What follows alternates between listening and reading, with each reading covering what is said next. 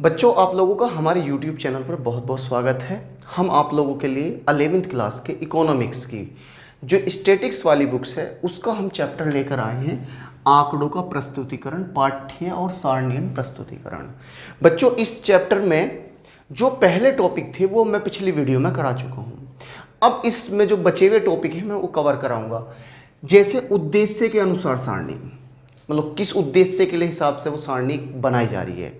तो उसमें पहला क्या है, सामान्य उद्देश्य वाली सारणी। इसका एकमात्र उद्देश्य आंकड़ों को इस प्रकार प्रस्तुत करना होता है कि अनुसंधानकर्ता अलग अलग इकाइयों को तुरंत ढूंढ ले, जैसे भारत की जनसंख्या रिपोर्ट के साथ दी गई सारणी।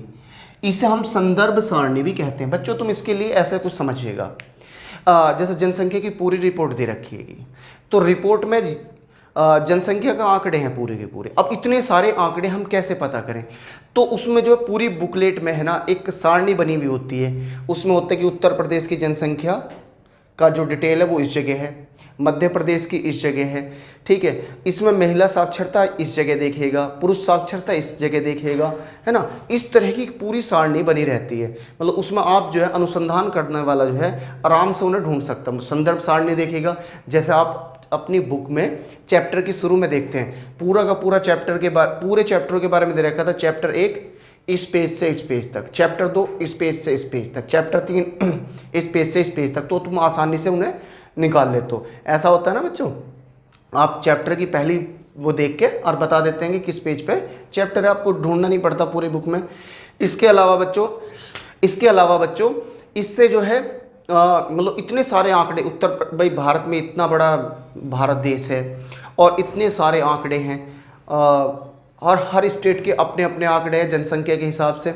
और जब आप उस सारणी को देखोगे तो आसानी से उस जगह पर पहुंच जाओगे जहां पर आपको जो है वे आंकड़े चाहिए। जिस जगह पे आंकड़े हैं आसानी से चेक कर लिया।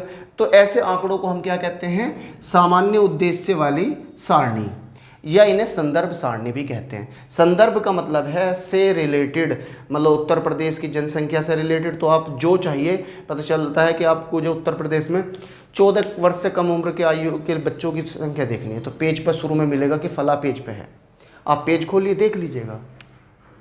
अब एक विशेष उद्देश्य के लिए बनाई गई सारणी, यानी विदेश उद्देश्य वाली सारणी।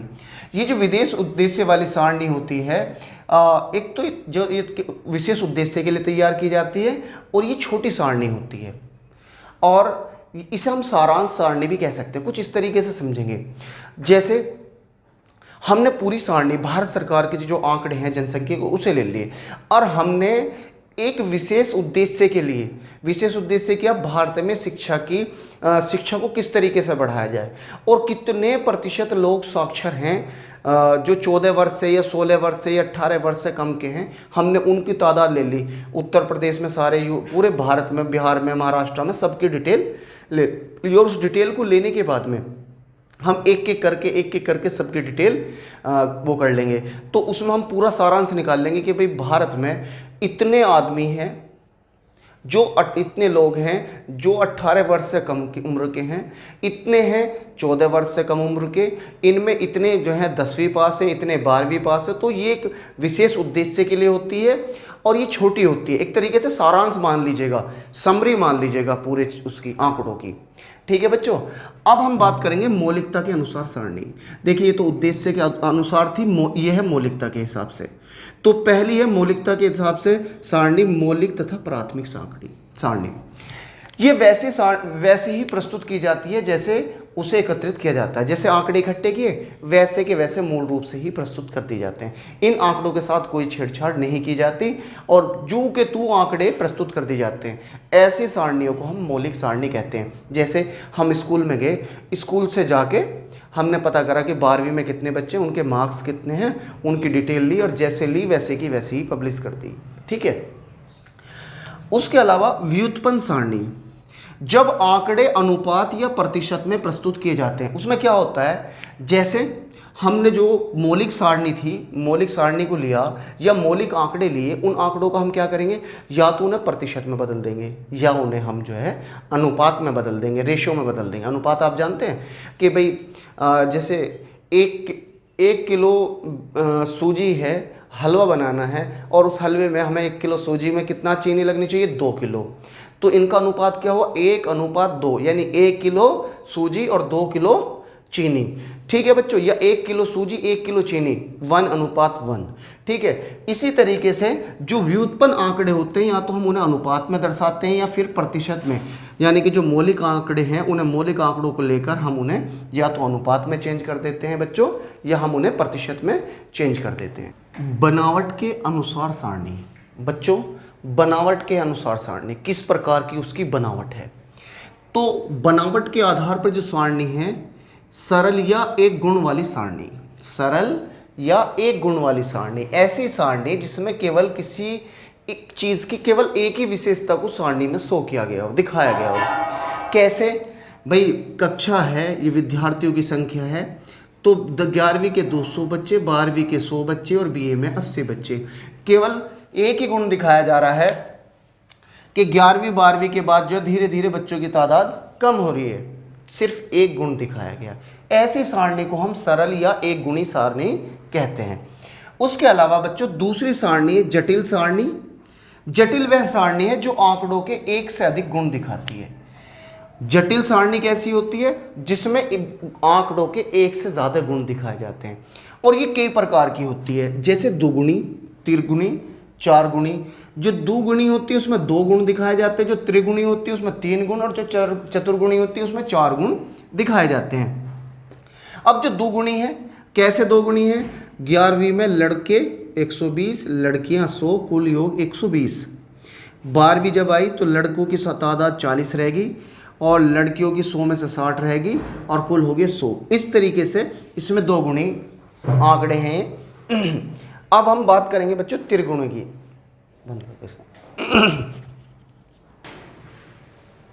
अब बच्चों बात करेंगे त्रिगुणी की, जिसमें 3 गुण हो। देखिएगा 3 गुण कैसे, लड़की, ग्रामीण और लड़के ग्रामीण और शहरी, लड़कियां ग्रामीण और शहरी, और 10वीं और 11वीं की। इस तरीके से 3 गुण वाली जो सारणी होती है उसे हम त्रिगुणी कहते हैं। इसी तरीके से बहुगुणी। अब अगर इसी को ले लेते तो ग्रामीण में हम कर देते विवाहित और अविवाहित, शहर में विवाहित अविवाहित, ग्रामीण में विवाहित अविवाहित। ठीक है, यहाँ पर इसका योग कर देते 30 और 23। इस तरीके से इस तरह की आंकड़े जिनमें जो है 2 गुण होंगे वो दुगुणी, जिसमें 3 गुण होंगे वो 3 गुणे, और जिसमें 3 से ज़्यादा होंगे उसे हम क्या कहेंगे, बहुगुणी सारणी। अब बच्चों आंकड़ों का वर्गीकरण और सारणीयन प्रस्तुतिकरण, उनका वर्गीकरण करना और सारणीयन प्रस्तुतिकरण करना। सबसे पहले आंकड़ों का गुणात्मक, गुणों के आधार पर वर्गीकरण करना। जैसे यहाँ पर हम एक शहर की बेरोजगारी की स्थिति ले रहे हैं, उसमें हमने क्या क्या, लिंग स्त्री और पुरुष, स्थान ग्रामीण और शहरी।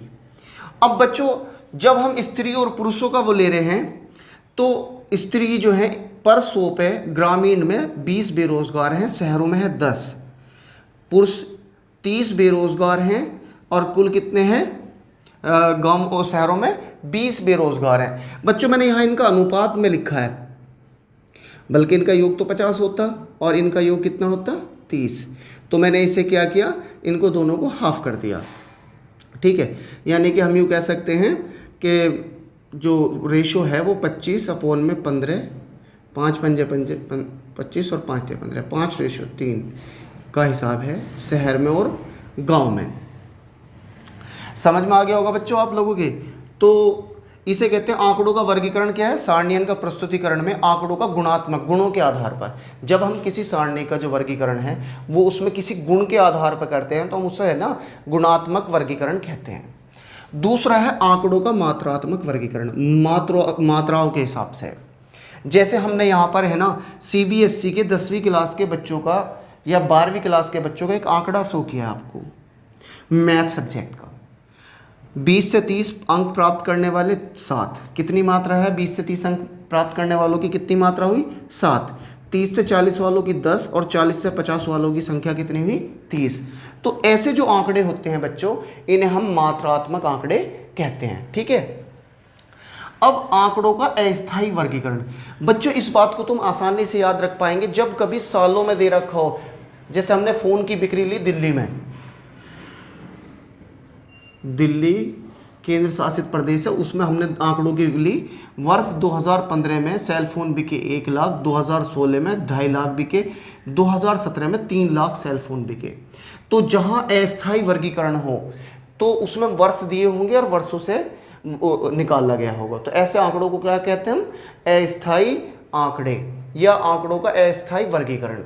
अब बात करेंगे स्थानिक आंकड़े। अब स्थानिक का मतलब है किसी स्थान विशेष के।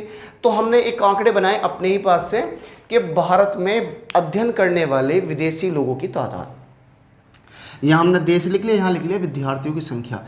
स्थान के विशेष पे, जैसा यूएसए में 1000 बच्चे हमारे यहाँ पढ़ रहे हैं, यूके में 3000 पढ़ रहे हैं। इसके अलावा और बहुत सारे आंकड़े हो सकते हैं, जैसे दिल्ली में काम करने वाले बाहरी लोगों की तादाद, बिहार के इतने, राजस्थान के इतने, मध्य प्रदेश के इतने, यूपी के इतने, हरियाणा के इतने, पूरी डिटेल हम निकाल लेंगे। तो ऐसे आंकड़े स्थानिक कहलाते हैं।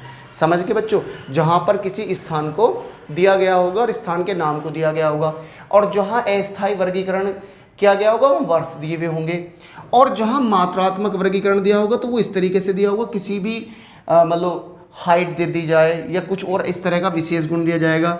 और जो गुणात्मक वर्गीकरण होगा उसमें जो है तुलनात्मक रूप से बेरोजगारी या किसी इसी तरह की चीज़ों का वर्णन किया गया होगा।